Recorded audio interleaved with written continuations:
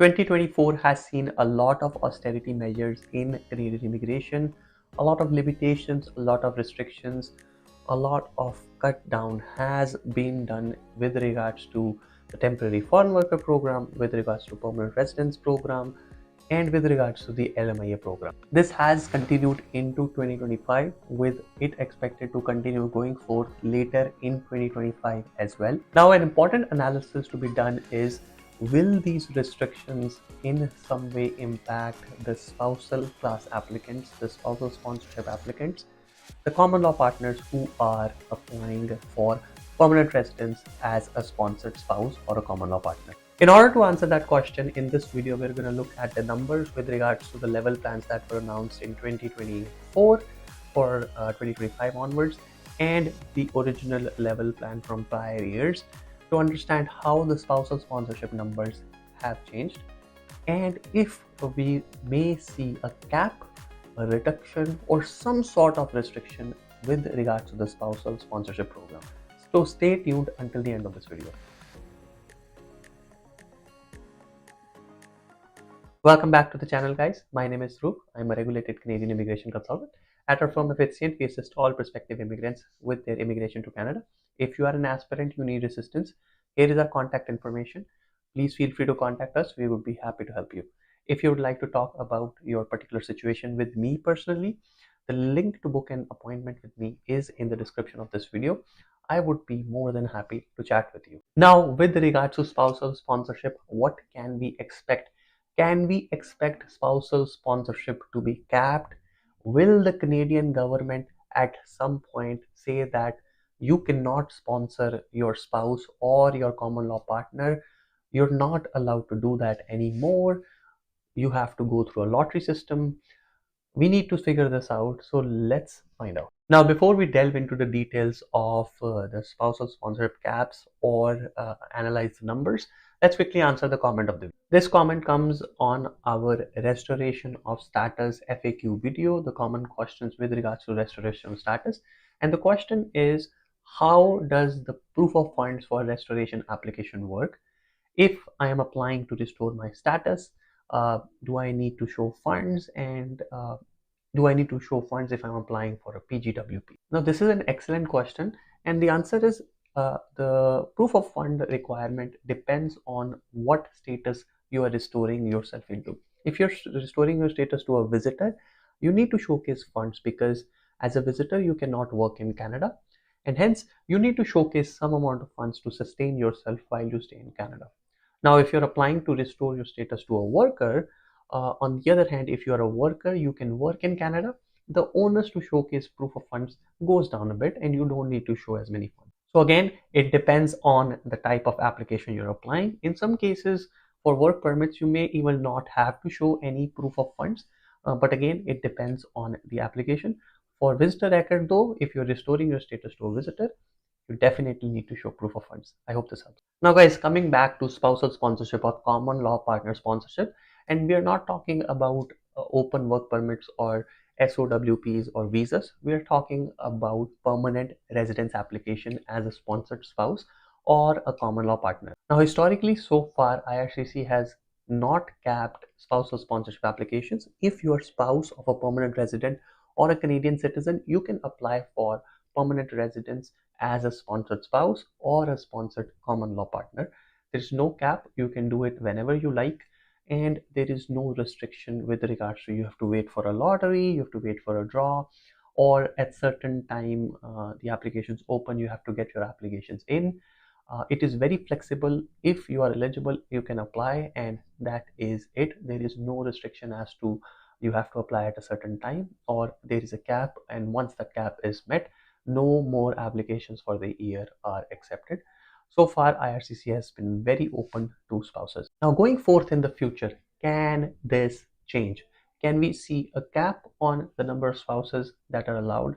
Can we see a lottery system? Can we see some other restrictions on this program? Can we see restrictions on the eligibility? Maybe proof of funds, maybe income for sponsor who is a worker in Canada, who is a permanent resident or Canadian citizen, is required in order to be able to sponsor your spouse or common law partner just like we have in parent grandparent sponsorship program. Let's see what we can do. All right, so guys, in order to delve into it in detail, here on the screen you can see the immigration level plan for 2025 to 2027, and this table showcases the number of permanent residents that IRCC intends to invite. Now if we go into this table, you'll see under the family class, this is the spouses, partners and children class, and in which they have listed the numbers that they are targeting for 2025, 2026 and 2027. So guys, here you see the number of spouses for 2025 is roughly 70,000, 2026 is 66,500 and 2027 is 61,000.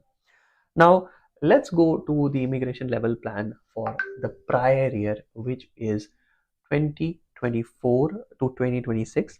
And if we go into the family class, we'll see that the number for 2024 was 82,000, 2025 was 84,000, and 2026 was again 84,000. So we've come down from 84,000 in 2025 to 70,000 in 2025.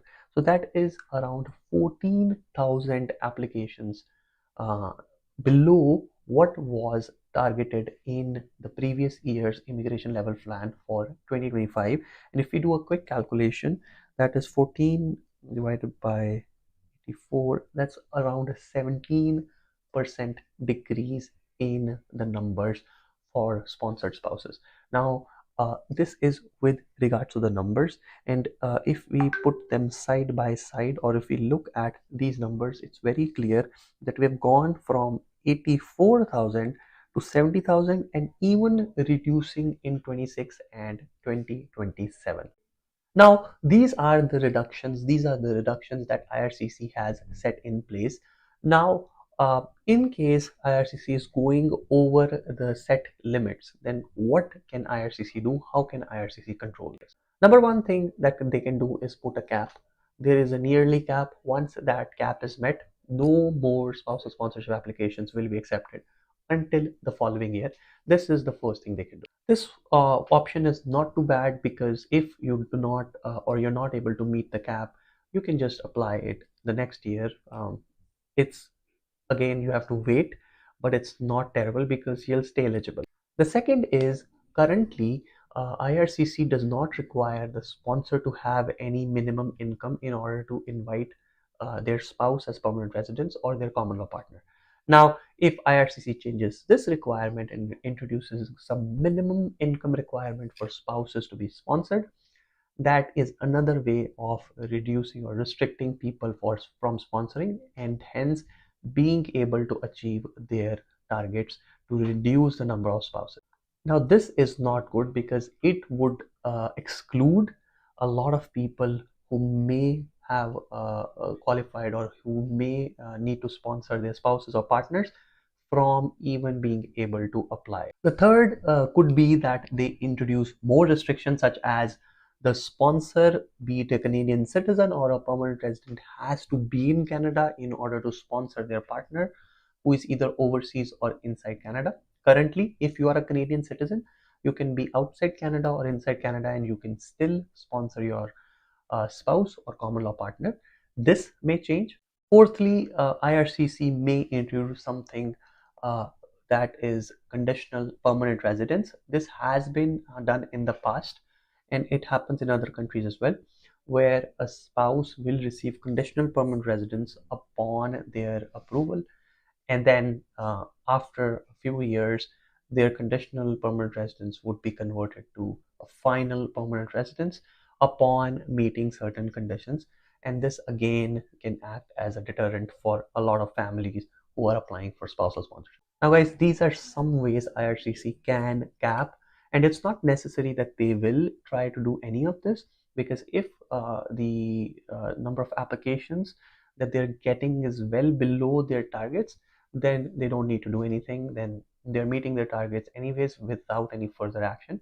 But if this goes beyond, as in a lot of people apply for spousal sponsorship and now they're receiving say 150,000 applications and they can only approve 70,000. In that case, they'll have to introduce some caps. And what we've talked in this video, these four different ways, maybe some of the ways they may consider to reduce the number of intakes. Now they could use these independently or together combined to restrict the number of applications coming in. In my personal opinion, there shouldn't be any such restriction. The current system is good because the sponsor may not be working, but they have the right to be married or to have a partner and to have that partner live with them in Canada if they are a Canadian citizen or a permanent resident. So having a restriction on sponsor income or having a cap on the number of applications is a little inhumane. But again, with immigration is not a right, it's a privilege. So the governments can change their stance, they can announce policies. And the purpose of this video was to analyze the atmosphere and see if you are in such a situation, what is the best thing to do. Now guys, if you are a spouse who is eligible or a common law partner, I think it's a good idea to apply. I know personal circumstances may vary, but if we see any drastic measures with regard to spousal sponsorship or common law partner sponsorship from IRCC in the future, that may restrict your eligibility, that may affect your eligibility. So it's a good idea to apply right now. So you can assess your situation and make a decision on that. That's it for this video, guys. I hope you found it helpful. We've talked about spousal sponsorship and how there may be changes in spousal sponsorship for IRCC to meet their reduced caps, to meet their reduced targets. Again, there may not be any changes or there may be changes, and that's what we've discussed in this video. Thanks a lot for watching, guys. If you like this video, please hit the like button, subscribe to the channel and hit the bell icon so you are notified about any new video that we upload. In case you think this video would be helpful for a friend of yours or say a relative, please feel free to share this. Thanks again for tuning in, guys, and I'll see you in the next video.